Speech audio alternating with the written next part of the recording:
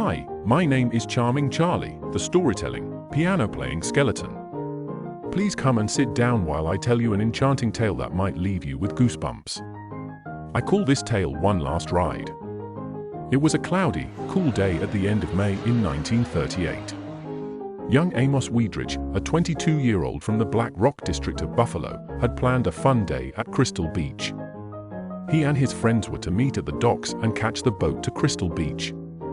It was a holiday weekend, so everyone had the same idea, and the boats were packed to capacity.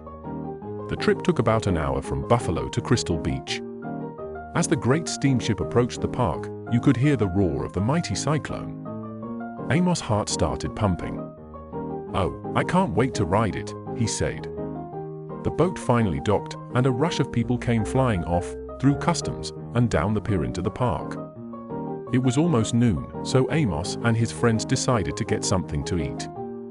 They ended up at Hot Dog Alley and stopped at Kronfeld's for burgers and Loganberry whips. After lunch, they returned to the park, enjoying the great day ahead.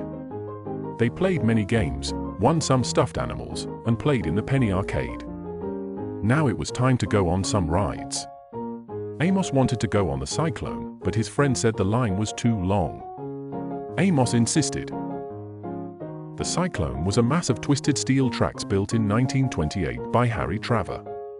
It was terrifying, standing 96 feet high and reaching speeds of 60 miles an hour. Finally, after a 45-minute wait, Amos and his friends boarded the mighty coaster. Up the hill, they went with a clicking sound, and down they went, zigzagging through steep curves, the figure eight, and around the bend. A whole minute and 10 seconds later, the train stopped. Amos loved it and wanted to ride it again, but the line was now even longer. His friends convinced him to go on other rides. As time went on, they rode almost every ride the park had to offer. It was starting to get dark, and a cool breeze picked up.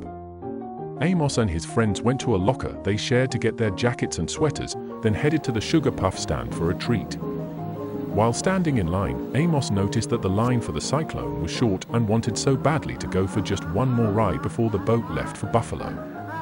They quickly finished their Sugar Puffs and headed to the Cyclone. It was almost 10 o'clock when they reached the coaster's platform. Amos said, "We have lots of time, the last boat leaves at 11." As the train pulled into the loading station, Amos hesitated.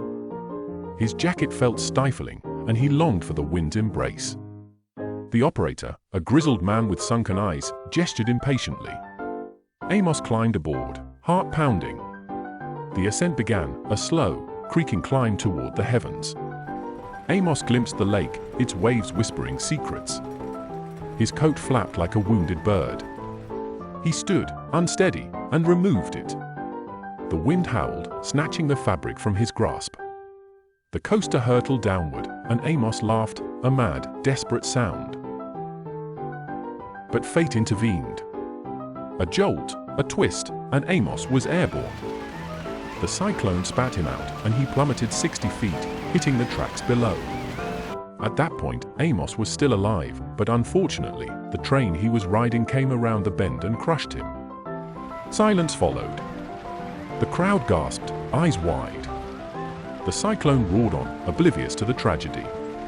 Amos's body lay broken on the tracks, coatless and lifeless. The moon bore witness, its pale face etching the scene into memory. People whispered of Amos's ghost, forever seeking redemption. The operator quit, muttering about unseen hands. The coaster's once thriving popularity waned, replaced by dread. And so, on moonless nights, the Crystal Beach Cyclone still runs when the wind carries echoes of lost souls.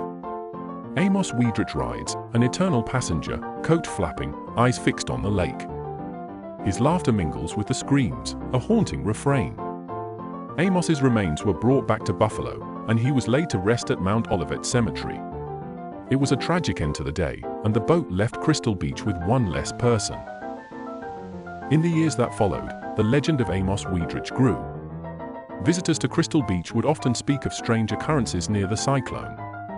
Some claimed to hear the faint sound of a piano playing a haunting melody, while others swore they saw a shadowy figure riding the coaster late at night. The park staff, though skeptical, couldn't deny the eerie feeling that lingered around the ride. One particularly foggy evening, a group of teenagers dared each other to ride the cyclone. As they approached the coaster, the air grew colder, and a sense of unease settled over them. They boarded the train, and as it climbed the first hill, they heard a whisper in the wind, "One last ride." The coaster sped down the track, and the teenagers felt a presence beside them, unseen but unmistakable. When the ride ended, they stumbled off, pale and shaken, vowing never to return. The park eventually closed, but the stories of Amos Wiedrich lived on. Locals would gather around campfires, sharing tales of the ghostly rider and the haunted coaster. And on those rare, moonless nights, when the wind howled, some swore they could still hear Amos's laughter mingling with the screams of the past. I hope you enjoyed this spooky tale. Please come back for another visit, and I will enchant you with another fascinating story. Thanks for stopping by the good old days of Crystal Beach, and have a wonderful night in the park. And please grab a bag of Hall's Kisses, you will love them.